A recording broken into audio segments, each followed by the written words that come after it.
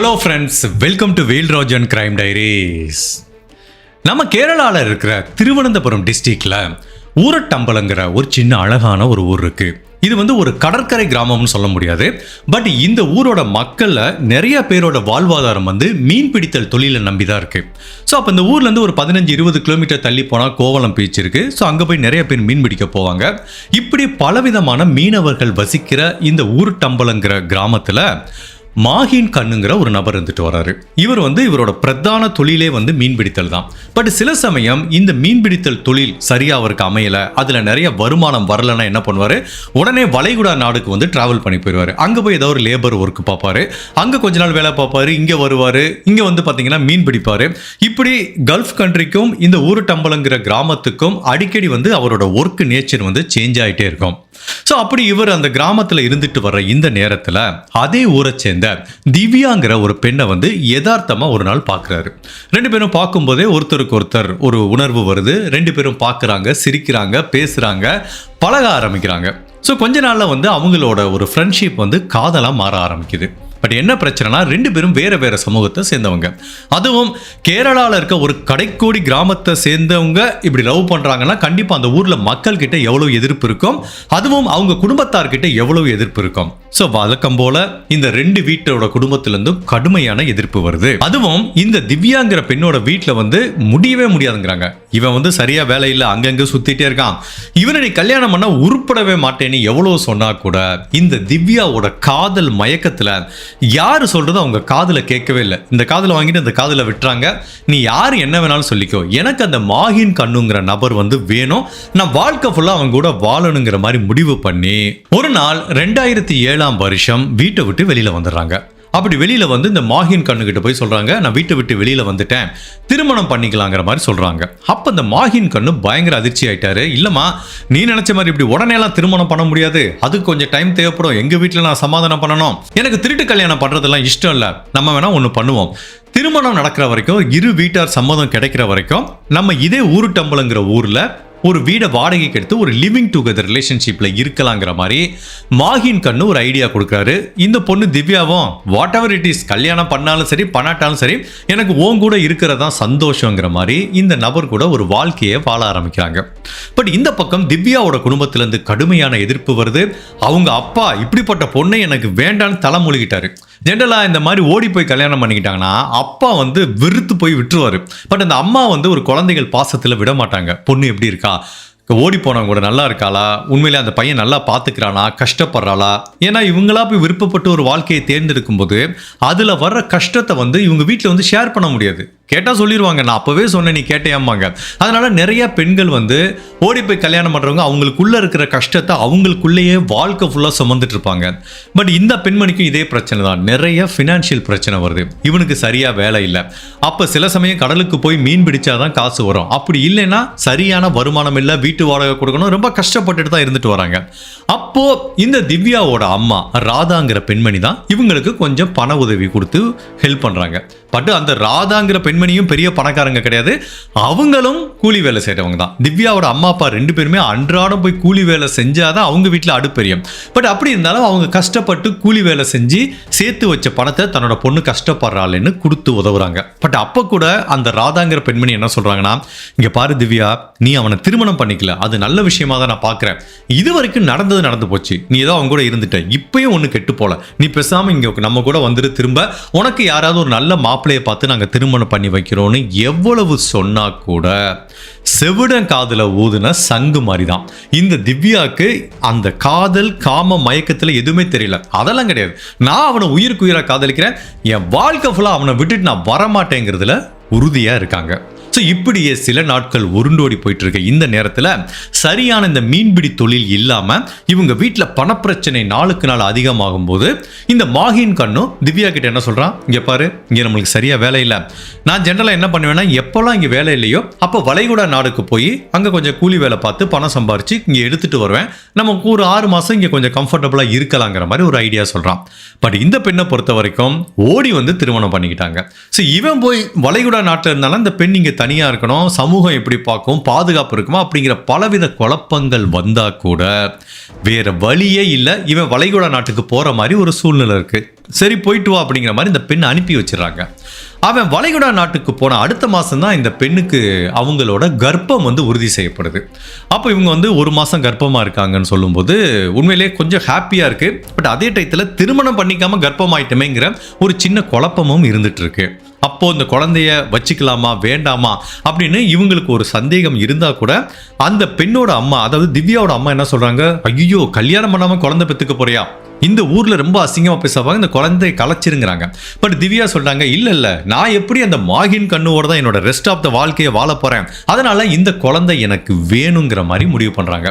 அப்போ வளைகுடா நாட்டில் இருக்கிற அந்த மாகின் கண்ணுங்கிற லிவ் இன் பார்ட்னருக்கு சொல்றாங்க, இந்த மாதிரி கர்ப்பமா இருக்கீங்கன்னு. அவனுக்கு பயங்கர ஷாக் ஆச்சு, அச்சோ அப்படின்னு. பட் வேற வழி இல்லை, கர்ப்பமாயிட்ட, சரி குழந்தைய பெற்றுக்கோ பார்த்துக்கலாம் அப்படிங்கிற மாதிரி முடிவு எடுக்கிறாங்க. ஸோ இந்த பெண்மணி இந்த ஊருட்டம்பங்கிற ஊரில் தனியாகவே இருக்காங்க, கர்ப்பமாக இருக்காங்க, ஹாஸ்பிட்டலுக்கு செக்அப் போகிறது எல்லாத்தையும் இவங்க பார்த்துக்கிறாங்க. அப்பப்போ அவங்க அம்மா மனசு கேட்காம வந்து ஹெல்ப் பண்ணுறாங்க. இவன் வளைகுடா நாட்டிலே அங்கே வேலை பார்த்துட்டு இருக்கான். ஸோ இந்த டயத்தில் இந்த திவ்யாவுக்கு வந்து ஒரு பெண் குழந்தை பிறக்குது. அந்த குழந்தைக்கு கௌரின்னு பேர் வைக்கிறாங்க. பட் அப்போ கூட குழந்தைய பார்க்க வாடானா, இல்லை இங்கே எனக்கு லீவு தர மாட்டேங்கிறாங்க, எப்படி ஒரு 6 மாதம் பொறுத்துக்கமா, நான் கம்ப்ளீட்டாக இங்கே விட்டுட்டு வந்துடுறேன், நம்ம அங்கே சந்தோஷமான ஒரு வாழ்க்கையை வாழலான்னு திவ்யாவை சமாதானப்படுத்திட்டே இருக்கான். அப்போது திவ்யாவோட அம்மாவும் சரி, அவங்க குடும்ப உறவுகள் எல்லாருமே என்ன சொல்கிறாங்கன்னா, இங்கே பாரு திவ்யா, ஏதோ வந்த அவங்களோட ஒரு லிவிங் பார்ட்னரில் இருந்த ஒரு குழந்தை பெற்றுக்கிட்ட, பட் இதுக்கப்புறமும் அவனை நீ கல்யாணம் பண்ணாமல் இருந்தா ரொம்ப அசிங்கமா இருக்கும், தயவு செய்து அவனை வளைகுடா நாட்டிலேருந்து உடனே வர சொல்லு, ஊரறிய 2 பேரும் திருமணம் பண்ணிக்கோங்க, உங்க வாழ்க்கை வந்து இப்படி தடம் புரண்டு போனா கூட திரும்ப அப்படி கரெக்டாக அந்த ட்ராக்ல வந்துருங்கிற மாதிரி எல்லாருமே அட்வைஸ் சொல்கிறாங்க. அப்போ திவ்யாவுக்கு இது நல்ல விஷயமா தான் புரியுது. ஏன்னா இவ்வளோ நாள் அவனை திருமணம் பண்ண சொல்லி இவங்க ரொம்ப அழுத்தம் கொடுக்கல. பட் இப்போ குழந்தை பிறந்துருச்சு, ஊரில் எல்லாம் வேற மாதிரி பேச ஆரம்பிக்கிறாங்க. நாளைக்கு அந்த குழந்தைக்கு ஒரு ஐடென்டிட்டி வேணுங்கிற மாதிரி இந்த மாகின் கண்ணுக்கு திவ்யா தொடர்ந்து அழுத்தம் கொடுக்குறாங்க. என்ன நீ திருமணம் பண்ணிக்கணும், உடனே வளைகுடா நாட்டிலேருந்து கிளம்பிவான்னு சொல்கிறாங்க. உடனே இவனும் சரி ஓகே, நம்ம இவ்வளோ நாள் இருந்தாச்சு, இனிமேல் போய் அங்கே குடும்பத்தோட இருக்கலான்னு இவனும் வளைகுடா நாட்டிலேருந்து இங்கே வந்துடுறான். ஸோ இவங்களும் 2 பேரும் உட்காந்து பேசுகிறாங்க, ஒரு நாள் திருமணம் பண்ணிக்கலாங்கிற மாதிரி முடிவு பண்ணி வச்சுட்டு இருக்காங்க. இந்த டயத்தில் ஆகஸ்ட் மாதம் 18ஆம் தேதி 2011ஆம் வருஷம் திவ்யா அவங்க அம்மா ராதாவுக்கு கால் பண்ணி, அம்மா நானும் என்னோட லிவிங் பார்ட்னர் அந்த மாகின் கண்ணும் என்னோட குழந்தை கௌரி, நாங்கள் 3 பேரும் வேளாங்கண்ணிக்கு கடவுள் தரிசனத்துக்காக போகிறோங்கிறாங்க. இப்போ அந்த கௌரிங்கிற பெண் குழந்தைக்கு 3.5 வயசாச்சு. அவங்க அம்மா சொல்கிறாங்க, சரி போயிட்டு வாமா, நல்ல விஷயம் தான் கோயிலுக்கு போகிறது, அங்கே போய் ஒரு நல்ல முடிவெடுங்க, சீக்கிரமாக திருமணம் பண்ணிக்கோங்க, தேவைப்பட்ட அந்த கோவிலே வச்சு திருமணம் பண்ணிட்டு வந்துருங்க அப்படிங்கிற மாதிரி அவங்க அம்மாவும் ஐடியா சொல்கிறாங்க. இந்த பெண்ணும் இல்லைம்மா நான் தொடர்ந்து சொல்லிட்டு இருக்கேன், கூடிய விரைவில் நாங்கள் திருமணம் பண்ணிடுவோம் அப்படிங்கிற மாதிரி அவங்க அம்மா கிட்ட சொல்லிட்டு ஒரு ஆகஸ்ட் மாதம் 18ஆம் தேதி மதியம் வாக்கில் அவங்க அம்மாவுக்கு ஃபோன் பேசுகிறாங்க. ஸோ சாயங்காலம் இந்த 3 பேரும் வேளாங்கண்ணிக்கு கிளம்பி போகிறாங்க. அப்படி கிளம்பி போகிறத இந்த திவ்யாவோட சகோதரி அப்படி எதிர்ப்புறமாக வர்றாங்க. அவங்க பார்க்குறாங்க, என்னடி திவ்யா எங்கே கிளம்புறேன்னு கேட்டால், இல்லை நாங்கள் எல்லாம் வேளாங்கண்ணிக்கு கோவிலுக்கு போகிறோங்கிறாங்க. சரி போய் நல்லா போயிட்டு வா, உன் கணவருக்கு நல்ல புத்தியை கொடுக்கட்டுன்னு வேண்டிட்டு வா அப்படிங்கிற மாதிரி அவங்க சகோதரி ஃபன்னாக சொல்லிட்டு போகிறாங்க.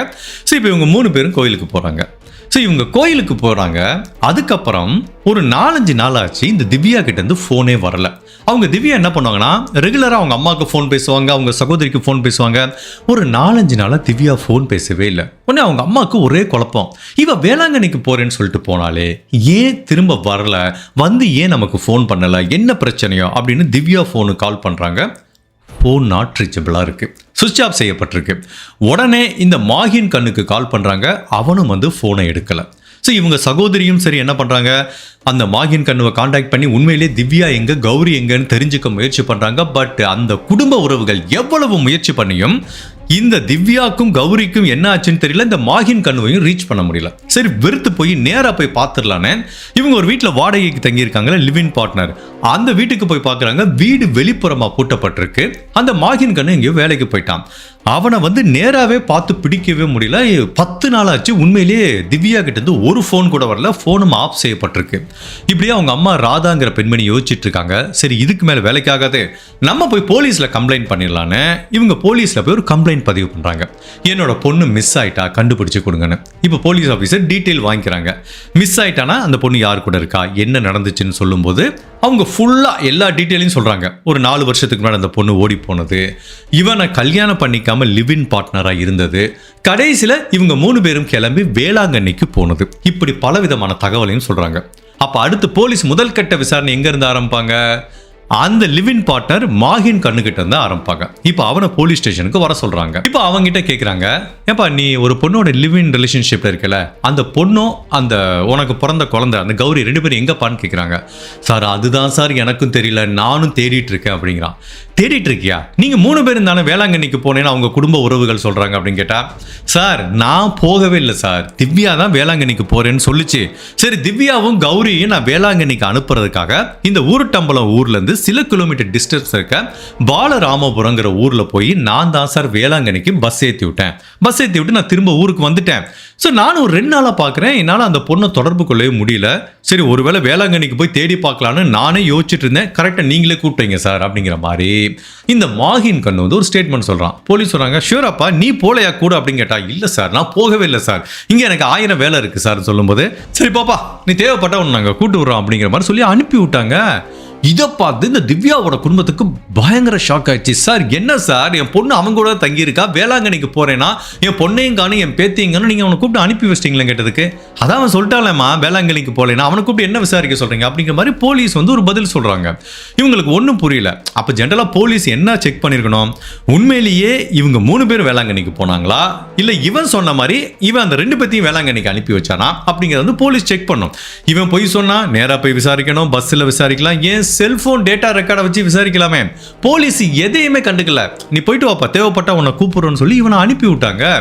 இப்போ அவங்க அம்மா அப்பாவுக்கு பயங்கர ஷாக் ஆயிடுச்சு. அப்போ வந்து என்ன ஆகுது, சில நாள் இந்த ப்ரொசீடிங் அப்படியே போது. உண்மையிலேயே இந்த திவ்யாவுக்கும் அந்த குழந்தைக்கும் என்ன நிகழ்ந்ததுன்னு தெரியல. உடனே இந்த குடும்ப உறவுகள் அந்த ராதாங்கிற பெண்மணி வந்து தொடர்ந்து போலீஸுக்கு அழுத்தம் கொடுக்குறாங்க, என்னோட பொண்ணை கண்டுபிடிச்சு கொடுங்கன்னு.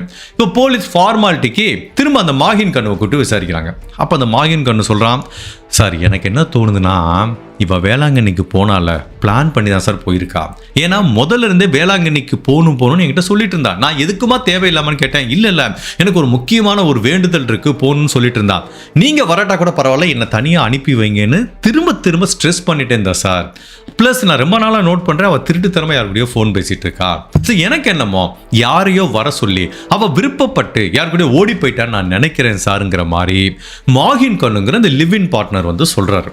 பட் இந்த தியரியை வந்து போலீஸ் நம்புறாங்க. சரி கரெக்ட் இருக்கலாமே, அந்த பொண்ணு விருப்பப்பட்டு போயிருந்தா நம்ம என்ன பண்ண முடியும் அப்படின்னு அவங்க அம்மாவை கூப்பிடுறாங்க. இந்த பாருப்பா, இந்த உன் பொண்ணு ஒருத்தன் கூட இருந்தாலே அவனே இப்படி தான் சொல்றான், உன் பொண்ணுக்கு யாரு கூட தொடர்பு இருக்காமே, அவங்க கூட வேளாங்கண்ணி போய் ஓடி போயிட்டாலாமே அப்படிங்கிற மாதிரி போலீஸ் ஆஃபீஸர் அவங்க அம்மாட்ட சொல்றாங்க. அவங்க அம்மா ஷாக் ஆயிட்டாங்க. சார் நான் என் பொண்ணோட டெய்லி பேசிட்டு இருக்கேன், இந்த மாஹின் கண்ணுவை தான் அவள் லவ் பண்ணா, விருப்பப்பட்டு கூட இருந்தா, குழந்தை பெற்றுக்கிட்டா, அவனை தான் கல்யாணம் பண்ணிக்கணும்னு ஆசைப்பட்டா.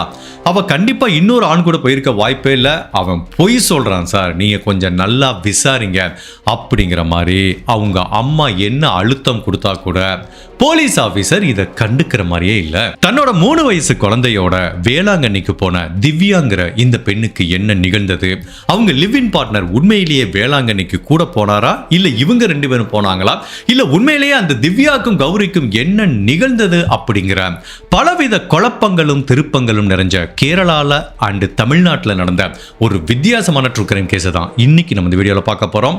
சோ அப்படி இந்த திவ்யா அண்ட் கௌரிக்கு என்ன நிகழ்ந்ததுங்கிறத நம்ம தெரிஞ்சுக்கிறதுக்கு முன்னாடி உங்க டைம் 2 seconds எனக்காக ஸ்பெண்ட் பண்ணி என்னோட வீடியோஸ் உங்களுக்கு பிடிச்சிருந்துச்சுன்னா லைக் பண்ணிட்டு கமெண்ட் பண்ணுங்க. இன்கேஸ் என்னோட சேனலை இதுவரைக்கும் நீங்க சப்ஸ்கிரைப் பண்ணாம பார்த்தீங்கன்னா மறக்காம சப்ஸ்கிரைப் பண்ணி என்ன சப்போர்ட் பண்ணுங்க.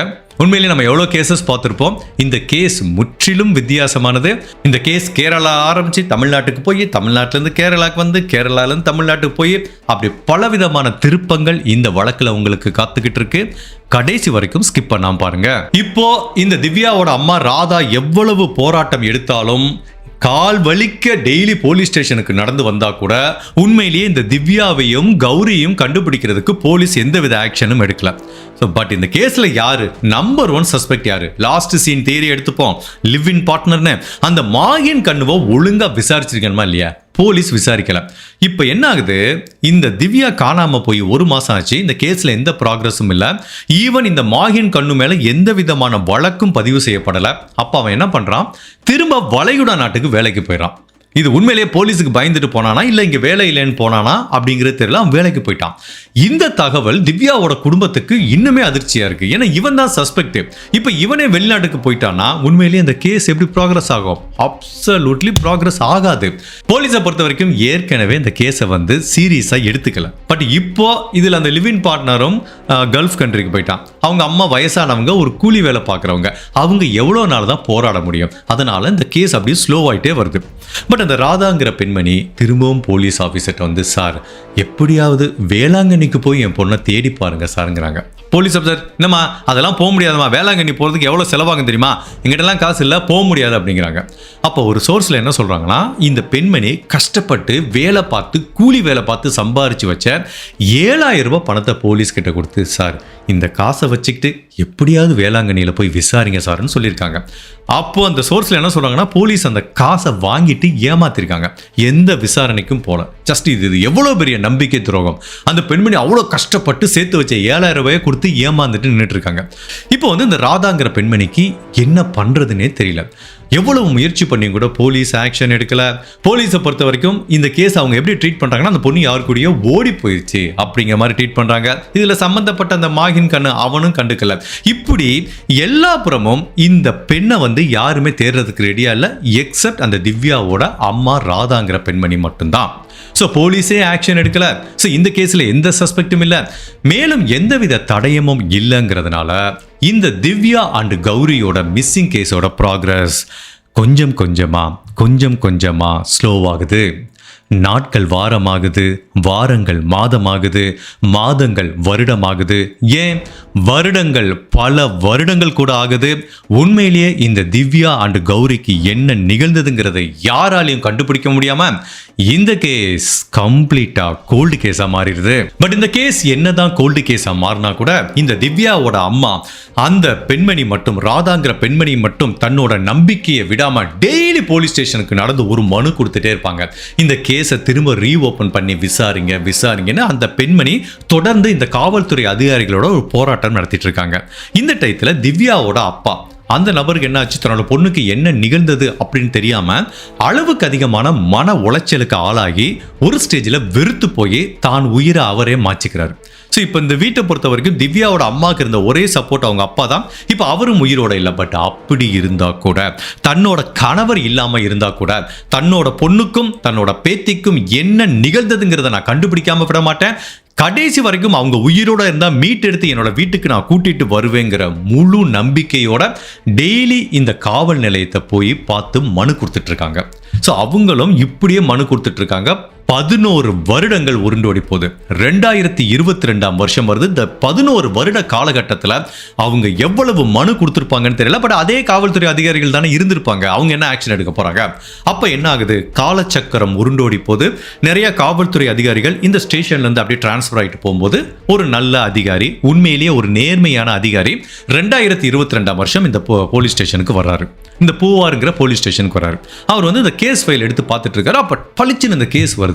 என்னடா அது, ஒருத்தன் கூட ஒரு பொண்ணு லிவ் இன் டு த ரிலேஷன்ஷிப்ல இருந்திருக்கா, ஒரு குழந்தைய பெற்றிருக்கா, 3 பேரும் போறோன்னு வேளாங்கண்ணிக்கு போனாங்க. வர்றப்ப அந்த ஒருத்தன் மட்டும்தான் இருக்கா, அந்த 2 பேரையும் காணோம். அவனும் திரும்ப இப்போ கல்ஃப் கண்ட்ரிக்கு வேலைக்கு போயிட்டான். இந்த கேஸை ஏன் நம்ம இது வரைக்கும் சரியா விசாரிக்கல? அந்த பெண்ணோட அம்மாவும் தொடர்ந்து 10 வருஷமா மனு கொடுத்துட்டு இருக்காங்களேன்னு இப்போ அந்த அதிகாரி ஒரு கோல்டு கேஸ் டீம் வந்து இந்த கேஸை 2022 வருஷம் வந்து ரீஓபன் பண்றாங்க. ரீஓபன் பண்ணதோட மட்டுமல்லாம இதுக்காக ஒரு ஸ்பெஷல் இன்வெஸ்டிகேஷன் டீமும் ஃபார்ம் பண்றாங்க. ஒருத்தன் சட்டத்தை ஏமாத்தி, காவல்துறை ஏமாத்தி அந்த 2 பேரும் ஏதோ ஒன்று பண்ணியிருக்கான், அவனை எப்படி கண்டுபிடிக்காம விட முடியும்னு சொல்லி முழு வீச்சில் போலீஸ் வந்து இந்த வழக்கை விசாரிக்க ஆரம்பிக்கிறாங்க. அப்போ கல்ஃப் கண்ட்ரிக்கு போன இந்த மாகின் கண்ணுங்கிற நபர் வந்து திரும்ப வந்துடுறாரு. இந்த இன்சிடென்ட் 2022 வருஷம் இந்த கோல்டு கேஸ் யூனிட் விசாரிக்கும் போது இந்த மாகின் கண்ணுக்கு வந்து 45 வயசு ஆயிடுது. அப்போ போலீஸ் அவங்களோட முதல் கட்ட விசாரணையை இந்த மாகின் கண்ணுக்கிட்ட தான் ஆரம்பிக்கிறாங்க. அவனை திரும்ப விசாரணைக்காக கூப்பிடுறாங்க. அப்போ அவன் என்ன சொல்றான், இங்க பாருப்பா, ஒரு 11 வருஷத்துக்கு முன்னாடி 2011 வருஷம் ஒரு கேஸ், திவ்யான்னு ஒரு பொண்ணு மிஸ் ஆயிருக்கு. அவங்க 3.5 வயசு குழந்தை கௌரி மிஸ் ஆயிருக்கு. ஸோ அந்த 2 பேரும் கடைசியில் ஓன் கூட தான் இருந்தாங்கங்கிற மாதிரி எங்களோட கேஸ் ஃபைலில் இருக்கு. ஈவன் நீ அந்த பொண்ணோட லிவிங் டுகெதர் ரிலேஷன்ஷிப்ல இருந்ததாகவும் சொல்லப்படுது. ஸோ அப்போ நீ ஒரு சில ஸ்டேட்மெண்ட்லாம் சொல்லியிருக்க. ஸோ இப்போ நாங்கள் வேற மாதிரி இதை விசாரிக்கிறோம். ஸோ உண்மையே சொல்லு, அந்த வேளாங்கண்ணிக்கு நீயும் போனியா, என்னப்பா நடந்தது அப்படின்னு கேட்டதுக்கு அவன் சொன்னான் பாருங்க ஒரு பதில். சார் என்ன பேரு சொன்னீங்க? திவ்யாவா? எனக்கு அந்த பொண்ணு யாருன்னே தெரியாது சார். கௌரியா? அவங்க யாரு கூட இருந்திருப்பாங்க சார், நீங்கள் ஏதோ தப்பான ஆளை விசாரிக்கிறீங்க சார் அப்படின்னு சொல்லி 11 வருஷத்துக்கு முன்னாடி விசாரிக்கும் போது நான் வேளாங்கண்ணிக்கு போகவே இல்லைன்னு சொன்ன இதே மாகின் கண்ணு இப்போ 11 வருஷம் கழிச்சு எனக்கு அந்த பொண்ணு யாருன்னு தெரியாதுங்கிறான். அப்போ போலீஸ் பண்ணுறாங்க, தெரியாதா, சரி நீ போயிட்டு வா, உன்னை திரும்ப கூப்பிட்றோன்னு சொல்கிறாங்க. அப்போ இந்த போலீஸ் ஆஃபீஸர்லாம் உட்காந்து செக் பண்ணி பார்க்கும்போது இவன் தான் அந்த லிவிங் டுகெதரில் இருந்திருக்கான்னு தெரியுது. பட் என்ன பிரச்சனைனா 11 வருட கால இடைவெளியில் அந்த ஊருட்டம்பலங்கிற கிராமத்தில் பலவிதமான மாற்றங்கள் நிகழ்ந்திருக்கும். இவங்க ஒரு வீட்டில் இருந்திருப்பாங்க, அந்த வீட்டுக்கு ஒரு 4-5 டெனண்ட் மாறி போயிருப்பாங்க, பக்கத்து வீட்டுக்காரங்க மாறி இருப்பாங்க. ஸோ எல்லாராலையும் இவங்களோட வாழ்க்கையை வந்து ரீகலெக்ட் பண்ணி சொல்ல முடியாது. பட் இருந்தாலும் போலீஸ் ஆஃபீஸர் இவங்க வசித்த அந்த லிவிங் டுகெதரில் அந்த வீட்டுக்கு போகிறாங்க, விசாரிக்கிறாங்க. பட் இவங்களுக்கு ஒரு சரியான கான்கிரீட்டான எவிடன்ஸ் கிடைக்கல இவங்க 2 பேரும் ஒன்னா இருந்தாங்க அப்படிங்கிறத. அப்போ அந்த டீம்ல இருக்க ஒரு காவல்துறை அதிகாரி சொல்றாரு, சார் இந்த கௌரிங்கிற குழந்தை இவனுக்கு பிறந்தது சார், அந்த குழந்தைக்கு பர்த் சர்டிஃபிகேட் வாங்கியிருப்பாங்களே அதை செக் பண்ணி பார்ப்போங்கிறாங்க. சூப்பர் ஐடியாவே இருக்கு அப்படின்னு உடனே ஈஸியாக போய் டவுன்லோட் பண்ணி செக் பண்ணி பார்த்தா இந்த கௌரிங்கிற 3 வயசு குழந்தையோட பர்த் சர்டிஃபிகேட்ல இந்த மாகின் கண்ணு தான் அப்பா அப்படிங்கிற ஒரு அஃபிஷியலான ரெக்கார்டு இருக்கு. இப்போ மாட்டினானா இப்போ திரும்ப அவனை கூட்டிட்டு வராங்க. ஏண்டா என்ன சொன்ன, இந்த திவ்யா எனக்கு யாருன்னு தெரியாது, கௌரிங்கிற குழந்தை யாருன்னு தெரியாது, உனக்கே தெரியாம ஒரு பொண்ணு கூட வந்து உனக்கே தெரியாம ஒரு குழந்தை பெற்றுக்கிட்டு உனக்கே தெரியாம பெர்த் சர்டிஃபிகேட்ல உன் பேர் வந்துச்சா, என்ன நாடகம் மாதிரியா, வாடா ஸ்டேஷனுக்கு அப்படின்னு கூட்டிட்டு போறாங்க. கூட்டிட்டு போய் பெர்த் சர்டிஃபிகேட்டை கொடுக்குறாங்க. இப்படியே பார்த்துட்டு முழிச்சுட்டே நிற்கிறான். சரி சார் நான் ஒத்துக்கிறேன் சார், பழசெல்லாம் தோண்டி எடுக்க வேணான்னு பார்த்தேன், ஏதோ நீ கேட்குறீங்க நான் சொல்லிடுறேன் சார், இதுதான் சார் நடந்தது, நாங்கள் லிவிங் டுகெதரில் இருந்த உண்மைதான், அது ஏன் குழந்தை தான், நான் இல்லைன்னு சொல்லலை. ஆனால் அன்னைக்கு வேளாங்கண்ணிக்கு வந்து நான் போகலை சார், அந்த அவ தான் குழந்தைய கூட்டிட்டு போனா, நான் ஏற்கனவே சொன்ன மாதிரி அந்த பலராமபுரத்தில் போய் நான் இறக்கி விட்டு வந்துட்டேன் சார், அதுக்கப்புறம் அவங்க வரல, எனக்கு என்ன நடந்துச்சுன்னு தெரியாதுன்னு 11 வருடங்களுக்கு முன்னாடி போலீஸ் ஆஃபீஸர் கிட்ட என்ன சொன்னானோ அதே தான் இப்போ திரும்ப சொல்கிறான். சரிப்பா நீ போயிட்டு வா, நாங்கள் உன்னை திரும்ப கூப்பிடுறோம் அப்படின்னு. இப்போ போலீஸ் ஆஃபீஸர் இவனை பற்றி பேக்ரவுண்ட் செக் பண்ணுறாங்க. இவன் பார்க்க சாதாரண ஆள் மாதிரி இருக்கான், ஆனால் இவன் பக்காவான கிரிமினல் மாதிரி இருக்கான், இவனை பற்றி விசாரிங்கடா அப்படின்னு விசாரிக்கும் போதுதான் இந்த வழக்கில் யாருமே எதிர்பார்க்காத ஒரு மிகப்பெரிய திருப்பம் நிகழுது. போலீஸோட விசாரணையில் என்ன தெரிய வருதுன்னா, இந்த மாகின் கண்ணுங்கிற நபர் ஏற்கனவே திருமணமானவன். அதாவது 11 வருடங்களுக்கு முன்னாடி திவ்யா கூட லிவிங் டுகெதர் ரிலேஷன்ஷிப்ல இருந்து குழந்தை பெற்றுக்கிறதுக்கு முன்னாடியே ருக்கியாங்கிற ஒரு பெண்ணோட இவனுக்கு திருமணம் நடந்திருக்கு. அந்த தம்பதிகளுக்கு 2 குழந்தை இருந்திருக்கு. ஸோ ஏற்கனவே திருமணமான ஒரு நபர் தான் திவ்யா கிட்ட தனக்கு திருமணமானதை மறைச்சி லிவிங் டுகெதர்ல இருந்து இன்னொரு குழந்தையும் பெற்றிருக்கா. அப்போ திடீர்னு திவ்யாவும் குழந்தையும் காணாமல் போயிட்டாங்க. இப்போ மோட்டிவ் கிளியரா இருக்குல்ல. ஸோ இந்த மாகின் கண்ணு தான் ஏதோ ஒன்று அவங்க 2 பேர்த்தையும் பண்ணியிருப்பான் அப்படிங்கிறது தெரியுது. இப்போ அவங்க மனைவி மேலேயும் சந்தேகம் வருது. ஏன்னா சில பேர் பார்த்தீங்கன்னா ஒரு கணவனுக்கு இன்னொரு ஆண் கூட தொடர்பு இருக்கும்போது திடீர்னு அந்த தொடர்பு இருக்க பொண்ணு கொலை செய்யப்பட்டாங்களோ மிஸ் ஆனாங்களோ இந்த மனைவி மேலே சந்தேகம் வரும். ஏன்னா இந்த பொண்ணு தனக்கு போட்டியா வந்துட்டா, இவரை தன்னோட வாழ்க்கையிலேருந்து எலிமினேட் பண்ணணுங்கிறதுக்காண்டி அந்த மனைவியும் இந்த கிரைம்ல ஏதாவது ஒரு பார்ட்னராக இருக்க வாய்ப்பு இருக்கு அப்படிங்கிற மாதிரி தான் போலீஸ் திங்க் பண்றாங்க. பட் ஸ்டில் இந்த மாகின் கண்ணுக்கும் அவங்க மனைவிக்கும் திவ்யாவோட டிஸப்பியரன்ஸுக்கும் எந்த தொடர்பும் இருக்குங்கிறத அறிவியல் ரீதியாக நிரூபிக்க முடியல. பட் வரண்டா அப்படின்னு சொல்லிட்டு இப்போ போலீஸ் பாருங்க 11 வருஷத்துக்கு முன்னாடி போலீஸ் எந்த தப்பை பண்ணாங்களோ அந்த தப்பை நிவர்த்தி பண்ற மாதிரி இந்த போலீஸ் ஆஃபீஸர் எஸ்ஐடி டீம் விசாரிக்கிறாங்க. அப்போ இவன் என்ன சொன்னா, நான் வேளாங்கண்ணிக்கு போகவே இல்லைங்கிறான். கரெக்டா? இப்போ எடுக்கிறேன்டா உன் செல்போன் ரெக்கார்டு அப்படின்னு அந்த கரஸ்பாண்டிங் இவனோட ஃபோன் நம்பரை எடுத்து 11 வருடங்களுக்கு முன்னாடி ஆகஸ்ட் மாதம் 18ஆம் தேதி 2011ஆம் வருஷம் இவன் உண்மையிலேயே எங்கே இருந்தான் அப்படிங்கிற ஃபுல் டீட்டெயிலையும் எடுக்கிறாங்க. ஸோ இவன் என்ன சொன்னா, நான் பலராமபுரத்தில் இறக்கி விட்டுட்டு நான் திரும்ப ஊருக்கு வந்துட்டேன், நான் வேளாங்கண்ணிக்கு போகலைங்கிறான்.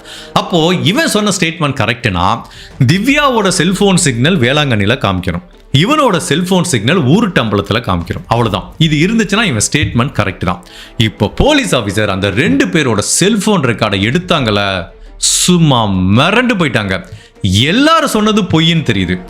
இவன் சொன்ன மாதிரி இந்த செல்போன் சிக்னல் பலராமபுரத்திலையும் காமிக்கல, இவன் சொன்ன மாதிரி இந்த செல்போன் சிக்னல் வேளாங்கண்ணிலையும் காமிக்கல. பட் இந்த 2 பேரோட செல்போன் சிக்னல் ஆகஸ்ட் மாதம் 18ஆம் தேதி எங்க காமிக்குதுன்னா, நம்ம தமிழகத்தோட தென்கோடியில் இருக்கிற கன்னியாகுமரிக்கு பக்கத்தில் இருக்கிற புதுக்கடை அப்படிங்கிற ஒரு ஊர்ல தான் இவங்க 2 பேரோட செல்போன் சிக்னலும் காமிச்சிருக்கு. அப்போ இவன் போய் சொல்லியிருக்கான், யாருமே வேளாங்கண்ணிக்கு போல, இவன் வந்து வேளாங்கண்ணிக்கு போறேன்னு சொல்லி ஏமாத்தி அந்த பெண்ணையும் குழந்தையும் கன்னியாகுமரி பக்கத்தில் இருக்க கன்னியாகுமரி டிஸ்ட்ரிக்ட்ல இருக்க புதுக்கடைங்கிற ஒரு கடற்கரை கிராமத்துக்கு கூட்டிட்டு போயிருக்கான் அப்படிங்கிறது தெரியுது. இப்ப இவன் பொய் சொல்றாங்கிறது நல்லாவே தெரியுது. பட் ஓகே, இந்த செல்போன் சிக்னலை வச்சு இவன் அந்த 2 பேர்த்தையும் ஏதாவது பண்ணியிருப்பானா அப்படின்னு சொல்ல முடியுமானா அதுவும் சொல்ல முடியாது. அப்போ இந்த செல்போன் சிக்னல் வச்சு இவனுக்கு இதில் லிங்க் இருக்குன்னு தெரியுது. பட் இவன் அந்த கிரைமை பண்ணியிருக்காங்கிறத நிரூபிக்க முடியாது. இவனை அரெஸ்ட் பண்ணி உள்ள வச்சா ஒரு வாரத்தில் வெளில வந்துடுவான். அப்போ போலீஸ் இன்னொரு வித்தியாசமான வேற லெவல் திங்கிங் பண்றாங்க. சரி, கடைசியில் திவ்யாவும் கௌரியும் இந்த புதுக்கடைங்கிற ஊருக்கு தான் போயிருக்காங்க. இப்போ நம்ம ஒன்று பண்ணுவோம், அந்த புதுக்கடைங்கிற ஊர்ல போய் விசாரிப்போம். அதாவது ஆகஸ்ட் மாதம் 18ஆம் தேதிக்கு அப்புறம் இந்த ஊர்ல யாராவது கொலை செய்யப்பட்டிருக்கலாம், யாராவது ஒருத்தவங்களோட பாடியை கண்டுபிடிச்சிருக்கலாம், அது அன்ஐடென்டிஃபைட், யாருன்னு அடையாளம் தெரியாத மாதிரி இருந்திருக்கலாம். அந்த மாதிரி கிளைம் பண்ணாத ஏதாவது ஒரு பாடி, மனித உடல் ஆகஸ்ட் மாதம் 18ஆம் தேதி 2011ஆம் வருஷத்துக்கு அப்புறம் புதுக்கடைங்கிற இந்த கடைக்கோடி கடற்கரை கிராமத்தில் கண்டுபிடிக்கப்பட்டதாங்கிறத செக் பண்ணலாம் அப்படின்னு போறாங்க. இது ஒரு வித்தியாசமான திங்கிங் தான். இப்போ இங்கேருந்து ஒரு கேரளா போலீஸ் டீம் புதுக்கடை கன்னியாகுமரி டிஸ்ட்ரிக்ட்ல போயிட்டு அங்க இருக்க போலீஸ் ஆஃபீஸர் கிட்ட விசாரிக்கிறாங்க. அவர் சொல்றாரு, சார் 11 வருஷம் ஆச்சு, இப்போ எனக்கு ஞாபகம் இல்லை, நான் பழைய கேஸ் ஃபைலை எடுத்து பார்க்குறேன்னு சொல்லிட்டு அந்த புதுக்கடை போலீஸ் ஸ்டேஷன்ல இருக்கிற இன்ஸ்பெக்டர் ஃபுல்லா பழைய ஃபைல் எடுத்து பார்த்துட்டு இருக்காரு. அப்படி ஒவ்வொரு ஃபைலை பார்த்துட்டு இருக்கும்போது ஒரு ஃபைலை பார்க்கும்போது அப்படியே ஸ்டாப் பண்ணிட்டாரு. சார், இந்த ஃபைலை பாருங்க சார் அப்படிங்கிறாரு. அப்படியே அந்த ஃபைலை ஓப்பன் பண்ணி பார்க்க கேரளா போலீஸோட முகமே வெளிரி போச்சு, பயங்கர அதிர்ச்சி ஆயிட்டாங்க. அந்த ஃபைலில் என்ன மாதிரி தகவல் கிடைக்குது அப்படின்னா, அதாவது ஆகஸ்ட் மாதம் 18ஆம் தேதி தான் இவங்க வேளாங்கண்ணிக்கு போறேன்னு சொல்லி புதுக்கடைக்கு கூட்டிட்டு வந்திருக்கான். ஆனா மறுநாள் அடுத்த 2 நாள் கழிச்சு ஆகஸ்ட் மாதம் 20ஆம் தேதி இதே புதுக்கடைங்கிற ஊர்ல இருக்கிற கடற்கரையில 2 சடலங்கள் கரை ஒதுங்கி இருக்கு. ஒரு பெண்ணோட சடலம், ஒரு குழந்தையோட சடலம். அப்ப தமிழ்நாடு போலீஸ் தான் அந்த கேஸை விசாரிச்சிருக்காங்க. லோக்கல்ல விசாரிச்சு பார்க்கறாங்க, அந்த கிராமத்து மக்கள் கிட்ட கேட்கறாங்க. இந்த 2 பேர்த்தையும் யாராலையும் ஐடென்டிஃபை பண்ண முடியல. ஈவன் கன்னியாகுமரி டிஸ்ட்ரிக்ட்ல இருக்க எல்லா போலீஸ் ஸ்டேஷன்லையும் ஏதாவது மிஸ்ஸிங் ரிப்போர்ட் இருக்கான்னு பார்த்திருக்காங்க, அப்பையும் கண்டுபிடிக்க முடியல. ஏன்னா இவங்க 2 பேரோட மிஸ்ஸிங் கம்ப்ளைண்ட் கேரளால பதிவு செய்யப்பட்டிருக்கு. இவங்களோட சடலம் எங்க கண்டுபிடிக்கப்பட்டிருக்கு? கன்னியாகுமரி டிஸ்ட்ரிக்ட்ல இருக்க புதுக்கடைங்கிற ஊர்ல. அதனால தமிழ்நாடு போலீஸ்க்கு இவங்க 2 பேரும் கேரளாவை சேர்ந்தவங்க அப்படிங்கறத லிங்க் பண்ணி பார்க்க முடியல. பட் அப்படி இருந்தாலும் இது ஒரு அன்ஐடென்டிஃபைடு பாடி, ஸோ யாருமே கிளைம் பண்ணிக்கல. அப்போ போலீஸோட ப்ரொசீஜர் எப்படி இருக்குன்னா, ஃபர்ஸ்ட் பிரேத பரிசோதனை பண்ணுவாங்க. அதுக்கப்புறம் அவங்கள நல்லா ஃபோட்டோ எடுத்து வச்சுப்பாங்க. அவங்களோட உடைமைகள் எல்லாத்தையும் கலெக்ட் பண்ணிட்டு டிஎன்ஏ சாம்பிள் எடுத்து வச்சுட்டு முறைப்படி கிரிமேட் பண்ணிடுவாங்க. ஸோ இதை தான் தமிழ்நாடு போலீஸ் பண்ணியிருக்காங்க. பட் இந்த 2 பேரோட பிரேத பரிசோதனை அறிக்கையில் என்ன தெரிய வருதுன்னா, இந்த 3 வயசு குழந்தை மூச்சு திணறல் ஏற்பட்டு இறந்து போயிருக்கு. அந்த குழந்தையோட லங்ஸ்ல கடல் தண்ணி இருக்கிறத பார்க்குறாங்க. ஸோ கடலில் மூழ்கடிக்கப்பட்டு கொலை செய்யப்பட்டிருக்கு. இந்த பெண் திவ்யாங்கிற பெண்ணை கழுத்தை நெரிச்சு கொலை பண்ணியிருக்காங்க. அதுக்கப்புறம் தான் தண்ணிக்குள்ள தூக்கி போட்டு போயிருக்காங்க. ஸோ அந்த பெண்ணோட லங்ஸ்ல கடல் நீர் இல்லை. ஏன்னா அவங்க கடலில் தூக்கி போடும் போது அந்த பெண் மரணம் அடைஞ்சிருக்காங்க. ஸோ இந்த பிரேத பரிசோதனை முடிஞ்சதுக்கப்புறம் அவங்க ட்ரெஸ் எல்லாத்தையும் கலெக்ட் பண்ணிட்டு டிஎன்ஏ சாம்பிள் எடுத்துட்டு அந்த பாடியை கிரிமேட் பண்ணியிருக்காங்க. இதுதான் அந்த கேஸ் ஃபைலில் இருக்கு. இப்போ அந்த 2 பேரோட ஃபோட்டோ இருக்கு, அவங்க கடைசியில் போட்டிருந்த ட்ரெஸ், எல்லா டீட்டெயிலும் இருக்கு. இப்போ திவ்யாவோட அம்மாவையும் சகோதரியும் இந்த புதுக்கடைங்கிற ஊருக்கு வர சொல்றாங்க. அப்படி இந்த போட்டோவை பார்த்தாங்க. அந்த கடைசியில் அந்த அன்ஐடென்டிஃபைட் பாடி போட்டிருந்த ட்ரெஸ்ஸை காமிக்கிறாங்க. அப்படியே இந்த திவ்யாவோட அம்மா ராதா அந்த போலீஸ் ஸ்டேஷன்லேயே மயக்கம் போட்டு விழுந்துடுறாங்க. ஸோ சந்தேகமே கிடையாது, ஆகஸ்ட் மாதம் 20ஆம் தேதி 2011ஆம் வருஷம் புதுக்கடை கடற்கரை ஓரத்தில் ஒதுங்கிய அந்த சடலம் திவ்யா அண்ட் கௌரிங்கிற அந்த குழந்தை 2 பேருக்கும் சொந்தமானதுன்னு 100% உறுதி செய்யப்படுது. இப்போ அந்த மாஹின் கண்ணு மாட்டினானா, இது வரைக்கும் அவன் எவ்வளவோ போய் சொல்லலாம். பட் இப்போ அவனை பிசிக்கலா லிங்க் பண்றதுக்கு ஒரு தடயம் இருக்கு. என்னன்னா செல்போன் ரெக்கார்ட். அதாவது போலீஸ் எப்படி ட்ராக் பண்ணி இப்படி லிங்க் பண்றாங்க அப்படின்னா, இந்த மாஹின் கண்ணுவும் அந்த புதுக்கடைங்கிற கடற்கரையில் இருந்திருக்காங்கிறத எப்படி உறுதிப்படுத்துறாங்க அப்படின்னா, இவங்க 2 பேரோட செல்போன் ரெக்கார்டையும் ஆகஸ்ட் 18ஆம் தேதியிலிருந்து ட்ராக் பண்றாங்க. ஆக்சுவலா இந்த ஊருட்டம்பலங்கிற ஊரும் கன்னியாகுமரி டிஸ்ட்ரிக்டும் ரொம்ப பக்கம். ஸோ அப்படியே எல்லாமே பார்த்தீங்கன்னா ஒரு 30 கிலோமீட்டர் டிஸ்டன்ஸ் தான். ஊருட்டம்பலம் பூவார், அதுக்கப்புறம் இந்த சொன்னால அந்த பலராமபுரம், அப்படியே கீழே வந்தால் கன்னியாகுமரியில் இருக்க இந்த புதுக்கடை. ஸோ இது எல்லாமே பார்த்தீங்கன்னா பஸ்ஸில் வந்தோம்னா மேக்ஸிமம் 1 hour 1.5 hours டிஸ்டன்ஸ் தான். ஸோ இவங்க செல்ஃபோன் ரெக்கார்டை பார்க்கும்போது ஊருட்டம்பலத்தில் கிளம்பியிருக்காங்க, பூவார், பலராமபுரம், அதுக்கப்புறம் புதுக்கடைங்கிற இந்த பீச்சுக்கு வந்திருக்காங்க. இந்த பீச்சில் இருக்கும்போதே அப்போ லேட் நைட் ஆயிருக்கு, ஒரு நைட்டு வந்து 8:30 மணி ஆயிருக்கு. அப்போ 2 பேரோட சிக்னல் இந்த பீச்சில் காட்டுது. 9 மணிக்கு இந்த திவ்யாவோட செல்போன் கட் செய்யப்படுது. அதுக்கப்புறம் 9:30 மணிக்கு இந்த நபர் மாஹின் கண்ணுவோட செல்போன் சிக்னல் புதுக்கடையிலிருந்து திரும்ப ஊருட்டம்பலங்கிற அந்த ஊரை நோக்கி பயணம் பண்ணுது. அப்ப அவன் சொன்ன 2 ஸ்டேட்மெண்ட்மே போய். ஒன்னு என்ன சொன்னா, நான் பலராமபுரத்தில் அவங்களை இறக்கி விட்டுட்டு வந்துட்டேன்னு சொன்னா, அதுவும் போய். 2வது அவங்க வேளாங்கண்ணிக்கு போனான்னு சொன்னா, அதுவும் போய். 3வது இவன் தான் அவங்களை புதுக்கடை கூட்டிட்டு போயிருக்கான் அப்படிங்கிறது இந்த 2 பேரோட செல்போன் சிக்னலும் ஒரே இடத்துல வருது. ஏன் அந்த பெண்ணோட சடலமும் அதே இடத்துல தான் கண்டுபிடிக்கப்பட்டது. பட் இதை விட என்ன தடயம் வேணும் இவனை அரெஸ்ட் பண்றதுக்கு? ஏன்னா மோட்டிவும் ஸ்ட்ராங்கா இருக்கு. இவன் ஏற்கனவே இன்னொரு திருமணம் பண்ணவன், லிவிங் டுகெதர் ரிலேஷன்ஷிப்ல இருந்திருக்கான். ஸோ இப்போ இவன் வந்து இந்த பெண்ணை கொலை பண்றதுக்குரிய மோட்டிவ் ஸ்ட்ராங்கா இருக்கிறதுனால இந்த செல்போன் ரெக்கார்டே போதும் அவனுக்கு வந்து தண்டனை வாங்கி கொடுக்கறதுக்கு. இப்போ இவ்வளவு ஆதாரத்தையும் வச்சு அந்த மாஹின் கண்ணுவை கன்ஃபரண்ட் பண்ணும்போது வேற வழியே இல்லாம நான் தான் திவ்யா அண்ட் கௌரியை கொலை பண்ணேங்கிறத கன்ஃபெஷன் பண்ணிக்கிறான். உண்மையிலேயே இந்த கன்ஃபெஷன் கேட்டு கேரளா போலீஸே ஆடி போயிட்டாங்க. ஒரு அப்பா தன்னோட 3 வயசு குழந்தைய இவ்வளவு ஒரு கொடுமையா கொலை பண்ண முடியுமா அப்படின்னு. ஸோ இப்போ இவங்க வாழ்க்கையில என்ன நிகழ்ந்திருக்கு, எதுக்காக அவன் கொலை பண்ணான் அப்படின்னா, இந்த மாஹின் கண்ணு வந்து ஏற்கனவே அந்த ருக்கியாங்கிற பெண்ணை திருமணம் பண்ணியிருக்கான். அவங்களுக்கு 2 குழந்தை இருக்கு, சந்தோஷமான வாழ்க்கையை வாழ்ந்துட்டு இருக்காங்க. அப்போ கேப்ல ஒரு நாள் திவ்யாவை பார்க்குறான். இங்க திவ்யா கூட லிங்க் ஆகுது. ஆனால் திவ்யாவுக்கு தெரியாது இவனுக்கு திருமணம் ஆச்சுன்னு. ஸோ திவ்யா வீட்டை விட்டு வர்றாங்க, லிவிங் டுகெதர் ரிலேஷன்ஷிப்பில் வச்சு.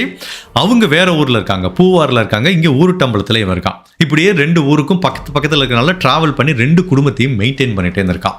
அப்போ ஒரு நாள் இவங்க மனைவிக்கு தெரிஞ்சு போச்சு தன்னோட கணவருக்கு இன்னொரு குடும்பம் இருக்குன்னு. அப்போ கணவன் மனைவிக்குள்ள கடுமையான வாக்குவாதம் ஏற்படுது. இங்கே பாரு, நீ ஒழுங்கா அவளை விட்டுட்டு வந்தாதான் நான் உன் கூட இருப்பேன், இல்லை என்ன விட்டு நான் டிவோர்ஸ் வாங்கிட்டு போயிடுறேன்னு அவங்க மனைவி ருக்கியா உறுதியாக இருக்காங்க. பட் இவனை பொறுத்த வரைக்கும் இதுதான் ஒரு ஆத்தரைஸ்டு ஃபேமிலி. ஊரறிய கல்யாணம் பண்ணியிருக்கான், குழந்தை இருக்கு, குழந்தைகளும் பெருசா இருக்கு. பட் திவ்யா கூட ஒரு வாழ்க்கை என்னது அன்ஆத்தரைஸ்டு, சும்மா ஜாலியாக வாழ்ந்திருக்கான். அவங்க 2 பேத்துக்கு திருமணம் நடக்கல. பட் ஸ்டில் குழந்தை பிறந்திருந்தா கூட அவங்களுக்கு அஃபீஷியலா திருமணம் நடக்கலைங்கிறதுனால தனக்கு இந்த வாழ்க்கை தான் சமூகத்தில் ஒரு கௌரவமான அந்தஸ்தை கொடுக்கும் அப்படின்னு முடிவு பண்ணிட்டு இந்த மாஹின் கண் என்ன பண்றான், திவ்யாவை கலட்டி விடுறதுக்கு முயற்சி பண்றான். பட் திவ்யா விடுற மாதிரி இல்லை. குழந்தையும் பிறந்துருச்சு. இவன் எப்படியாவது நம்ம கல்ஃப் கண்ட்ரிக்கு போயிட்டா திவ்யா தன்னை மறந்துட்டு வேற யாரு கூட லிங்க் அடிச்சுட்டு போயிடுவான்னு பார்த்தா திவ்யா வந்து இவனை திருமணம் பண்ணிக்கிறதுல அவ்வளவு உறுதியா இருந்திருக்காங்க. நீ கல்ஃப் கண்ட்ரியில் வேலை பார்த்ததெல்லாம் போதும், கிளம்பி வா, நான் உன்னை திருமணம் பண்ணிக்கணுங்கிறாங்க. இந்த பக்கம் மனைவி வந்து அழுத்தம் கொடுத்துட்டே இருக்காங்க, அந்த பொண்ணை விட்டு வான்னு. ஸோ இருதலை கொல்லி எறும்பா 2 பக்கமும் மாட்டிக்கிட்டான். அப்போ ஒரு ஸ்டேஜில் முடிவு பண்ணிட்டான், கண்டிப்பா திவ்யாவை திருமணம் பண்ணிக்க முடியாது, பண்ணா தன்னோட முதல் வாழ்க்கை வந்து அஃபெக்ட் ஆகும். அப்ப திவ்யாவை கொலை பண்ற தவிர தனக்கு வேற வழியே இல்லை. பட் திவ்யா மட்டுமா பண்ண முடியும், அந்த குழந்தைய வச்சுட்டு என்ன பண்ண, அதையும் கொலை பண்ணிடுவோம் அப்படிங்கிற மாதிரி முடிவு பண்ணியிருக்கான். பட் இந்த கேஸை பொறுத்த வரைக்கும் இந்த கொலைக்காக போடப்பட்ட பிளான் வந்து இந்த மாஹின் கண்ணுவே தனியா போட்டானா இல்ல அவங்க மனைவிக்கும் இதுல தொடர்பு இருக்கா அப்படிங்கறத அடுத்த கொஸ்டின். போலீஸோட சந்தேகம் என்னன்னா அவங்க மனைவிக்கும் இதுல தொடர்பு இருக்கு. அவங்க மனைவி டைரக்ட் அந்த கொலையில இன்வால்வ் ஆகல, பட் பிளான் பண்ணது, அவங்கள கொலை பண்ண சொன்னது எல்லாமே அவங்க மனைவிக்கு தெரிஞ்சிருக்கு. இப்போ சந்தேகத்தின் அடிப்படையில் அந்த மனைவியும் போலீஸ் வந்து அரெஸ்ட் பண்றாங்க. ஸோ இப்போ கொலை பண்ணலான்னு பிளான் பண்ணிட்டு என்ன சொல்றான்னா வேளாங்கண்ணிக்கு போறோம் அப்படிங்கிற மாதிரி ஒரு பொய்யான பிம்பத்தை வந்து கட்டமைக்கிறான். இவங்க திவ்யா வந்து உடனே இதை நம்பி அவங்க அம்மாட்ட போய் சொல்றாங்க. ஸோ எல்லாருமே என்ன பண்றாங்கன்னா வேளாங்கண்ணிக்கு போறாங்கன்னு நினைச்சுதான் போறாங்க. பட் இவன் வேற இடத்துல போய் கொலை பண்ணிட்டா இந்த வேளாங்கண்ணியில் போய் தான் அந்த பொண்ணை தேடுவாங்க. ஸோ நம்ம வேற இடத்துல கொலை பண்ணிடுறோம். அதுவும் கேரளாக்குள்ளேயே போய் கொலை பண்ணிட்டா மிஸ்ஸிங் ரிப்போர்ட் வச்சு கண்டுபிடிச்சிருவாங்க. இது நிறைய கிரைம்ல நடக்கிற ஒரு ஸ்ட்ராட்டஜி தான். ஒரு ஸ்டேட்ல வந்து சம்பந்தப்பட்ட நபர்கள் இன்னொரு ஸ்டேட்ல போய் கொலை பண்றாங்க, பட் அதை லிங்க் பண்ணி கண்டுபிடிச்சிருவாங்க. ஸோ இவன் என்ன பண்றான், சரி தமிழ்நாட்டில் இருக்க இந்த புதுக்கடைங்கிற ஒரு கடைக்கோடி ஒரு கடற்கரை கிராமத்தை வந்து தேர்ந்தெடுக்கிறான். அவனுக்கு தெரியும் அந்த பீச்சில் லேட் ஈவினிங் போனால் யாருமே இருக்க மாட்டாங்க, அங்கே ஏமாற்றி கூட்டிகிட்டு போய் கொலை பண்ணிடலான்னு சொல்லி தான் வேளாங்கண்ணிக்கு கூட்டிகிட்டு போகிறேன்னு ஏமாற்றி புதுக்கடைக்கு கூட்டிகிட்டு வந்திருக்கான். இவங்க 2 பேத்தையும் ஒரு 8-9 மணிக்கு அந்த பீச்சுக்கு போகிறாங்க. ஆள் நடமாட்டமே இல்லை. ஸோ அங்கே வந்து என்ன பண்ணியிருக்கான் அப்படின்னா கடலுக்குள்ளே தூக்கி போட்டிருக்கான் உயிரோட. அந்த குழந்தை மூச்சு விட முடியாமல் இறந்து போச்சு. இதை பார்த்து அந்த திவ்யா கதறாங்க, குழந்தைய காப்பாற்ற போகிறாங்க. அந்த டயத்தில் திவ்யாவோட கழுத்தையும் நெரிக்கிறான். கழுத்தை நெரிச்சு கொலை பண்ணிட்டு அவங்களையும் கடலில் தூக்கி போட்டுட்டு இவன் திரும்ப வந்தான். இதாக தான் சார் நடந்தது அப்படிங்கிறான். ஸோ இவன் சொல்கிறது எப்படிலாம் நடந்தது அப்படிங்கிறத வந்து ரீகன்ஸ்ட்ரக்ஷன் பண்ணுறான். இவனை அந்த ஊர்லேருந்து எத்தனை மணி கிளம்புனாங்க, பஸ்ஸில் போனாங்க, எந்த இடத்துல வச்சு இந்த கொலை நடந்தது, எப்படி பண்ணா அப்படிங்கிற மாதிரி ஃபுல் ரீகன்ஸ்ட்ரக்ஷனை இவன் அந்த புதுக்கடைங்கிற ஊருக்கு கூட்டிகிட்டு வந்து பண்ணுறாங்க. ஈவன் திவ்யா அண்டு கௌரி கடைசியில் போட்டிருந்த ட்ரெஸ்ஸையும் இவங்ககிட்ட காமிச்சு உறுதிப்படுத்துகிறாங்க. அவன் வந்து கன்ஃபெஷன் பண்ணிக்கிறான். ஸோ இந்த கேஸை பொறுத்த வரைக்கும் 2 பேரை கொலை பண்ண குற்றத்துக்காக மாஹின் கண்ணுவை அரெஸ்ட் பண்ணுறாங்க. அதில் உடந்தையாக இருந்த குற்றத்துக்காக அவங்க மனைவியை அரெஸ்ட் பண்ணுறாங்க. ஆக்சுவலாக அந்த மனைவி டைரெக்டாக போய் கொலை பண்ணலை, பட் அவங்களுக்கு தெரியும் தன்னோட கணவர் இந்த கிரைமை பண்ண போகிறான்னு. இதுவுமே வந்து ஒரு மிகப்பெரிய குற்றம். இப்போ நம்மளுக்கு வந்து இன்னொருத்தவங்களை கொலை பண்ண போகிறாங்கிற தகவல் தெரிஞ்சிச்சுன்னா உடனே சட்டப்படி போலீஸ்கிட்ட சொல்லணும். அப்படி சொல்லலை, நாளைக்கு இந்த தகவல் உங்களுக்கு முன்னாடியே தெரியும்னு போலீஸுக்கு தெரிய வந்துச்சுன்னா ஆப்வியஸ்லி நீங்களும் குற்றவாளியாக கருதப்படுவீர்கள். அதுவும் இந்த கேஸில் அந்த மனைவி ருக்கியாங்கிற மனைவி பிளானும் போட்டு கொடுத்திருக்க வாய்ப்பு இருக்குன்னு இப்போ இந்த 2 பேர்த்தையும் கேரளா போலீஸ் அரெஸ்ட் பண்றாங்க. ஸோ ஃபைனலா 2022 வருஷம் இந்த 2 பேரையும் அரெஸ்ட் பண்ணி குற்றப்பத்திரிகை தாக்கல் செஞ்சாங்க. ஸோ அதுக்கப்புறம் இவங்களுக்கு என்ன மாதிரி தண்டனை கிடைச்சது அப்படிங்கிற தகவலை வந்து என்னால் இன்டர்நெட்டில் கண்டுபிடிக்க முடியல. பட் மேபி இந்த ட்ரையல் நடந்துட்டு கூட இருக்கலாம். ஸோ பெஸ்ட் கெஸ் இந்த மாகின் கண்ணுக்கு கண்டிப்பாக ஆயுள் தண்டனை கிடைக்கும். பட் கொலைக்கு உடந்தையாக இருந்த அந்த ருக்கியாங்கிற பெண்மணிக்கு ஜென்ரலாகவே ஒரு 10 வருஷம் கொடுப்பாங்க. அதுக்கப்புறம் ஆனால் ஒரு 2-3 வருஷத்தில் நன்னடத்தையோட இருந்தாங்கன்னு சொல்லி ரிலீஸ் பண்ணிடுவாங்க. பட் இந்த மாகின் கண்ணுக்கு வந்து கண்டிப்பாக ஆயுள் தண்டனை கிடைக்கிறதுக்கு நிறையவே வாய்ப்பு இருக்கு. இந்த கேஸ் இதோட முடிவுக்கு வந்தது. பட் இந்த வழக்கு சம்பந்தமா பலவிதமான முக்கியமான விஷயங்களை வந்து நம்ம டிஸ்கஸ் பண்ண போறோம். இன் கேஸ் நீங்க திருமண வாழ்க்கையில் இருந்தாலும் சரி, இல்லை லிவிங் டுகெதர்ல ரிலேஷன்ஷிப்ல இருக்கிறவங்க தயவு செய்து இந்த வீடியோவை பாருங்க. நம்ம சேனல் நான் நிறைய டைம் சொல்கிறேன், அந்த லிவிங் டுகெதர் ரிலேஷன்ஷிப் வந்து என்றைக்குமே வந்து ஒரு ஆபத்தான ரிலேஷன்ஷிப் தான். அது வந்து ஒரு கமிட்டட் ரிலேஷன்ஷிப்னு சொல்ல முடியாது. இப்போ மேரேஜ்னா நம்மளுக்கு ஒரு லீகலாக ஒரு பாண்ட் இருக்கும்.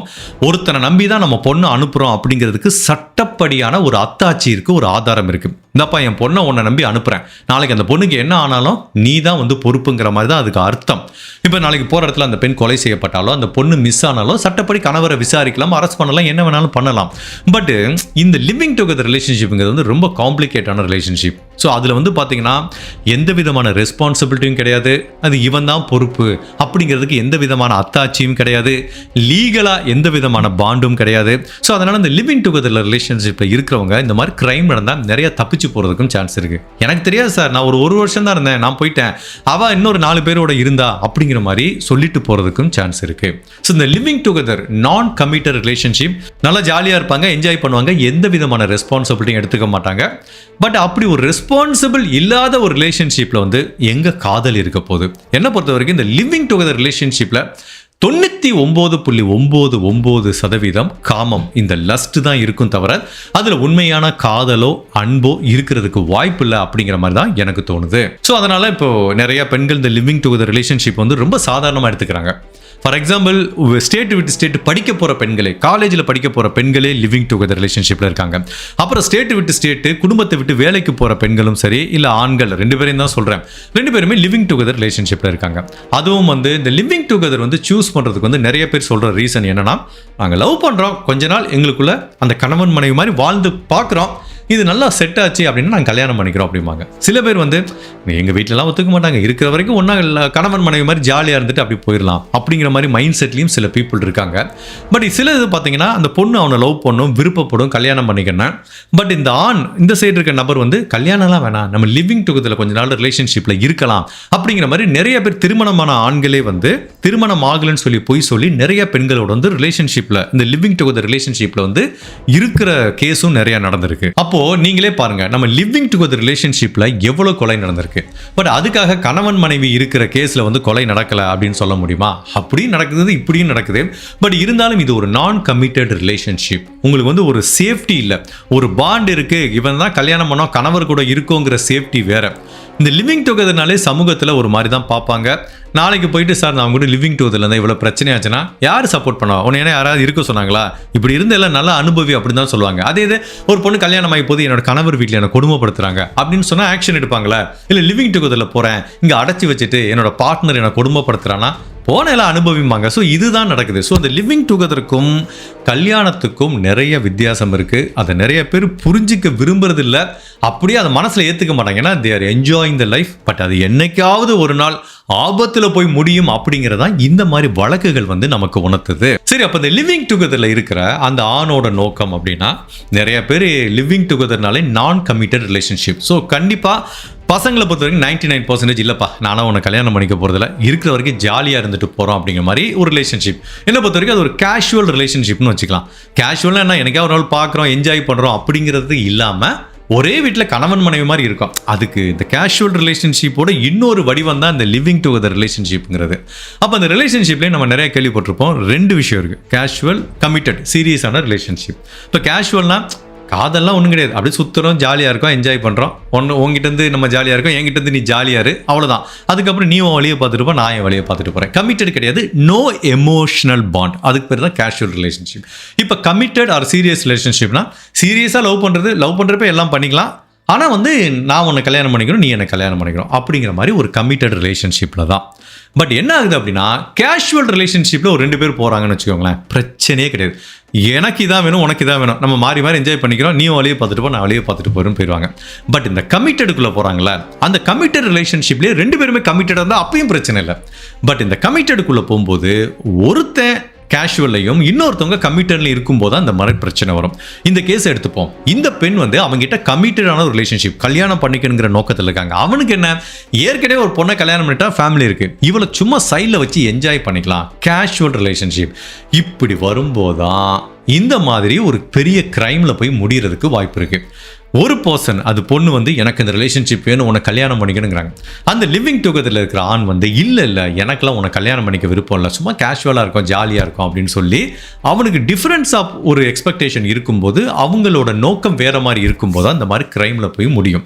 பட் இதில் என்ன பிரச்சனைனா, இந்த மாதிரி டிஃப்ரெண்ட்டான ஒரு மோட்டிவ் இருக்கிற பீப்புள் வந்து சேரும்போது பசங்க என்ன பண்ணுவாங்கன்னா, சில சமயம் என்ஜாய் பண்ணுறதுக்காக ஆமாம் நானும் கமிட்டடாக தான் இருப்பேன், கொஞ்ச நாள் இருந்து பார்ப்போம், ஒத்து வந்தால் கல்யாணம் பண்ணிக்கலாம்னு சொல்லி வந்து ஜஸ்ட் என்ஜாய் பண்ணுறதுக்காக வந்துட்டு அவனுக்கு தெரியும் முதலே நம்ம கல்யாணம் பண்ண மாட்டோம், கழட்டி விட்டு போயிடுவோம் அப்படின்ட்டு.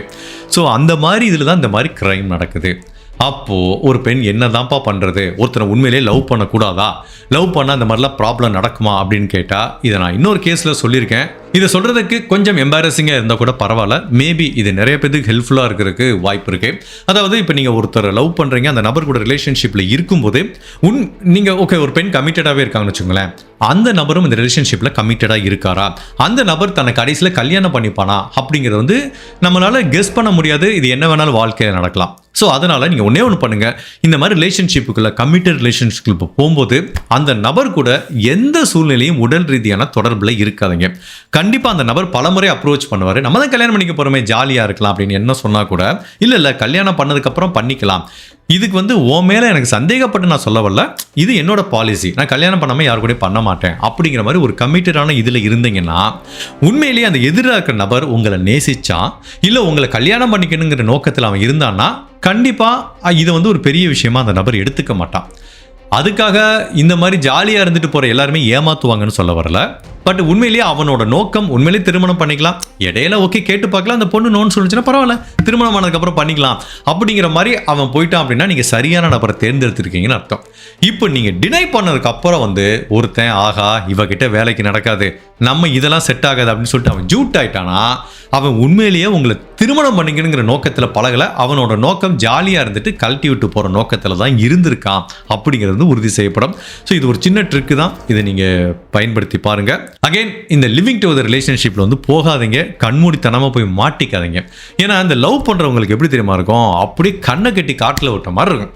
அப்படியே அந்த ஒரு ஃபீலிங் வந்து பார்த்தீங்கன்னா அது வார்த்தையிலே விவரிக்க முடியாது. அது அந்த டீனேஜில் அந்த வர்ற காதலை ஃபீல் பண்ணவங்களுக்கு தெரியும்.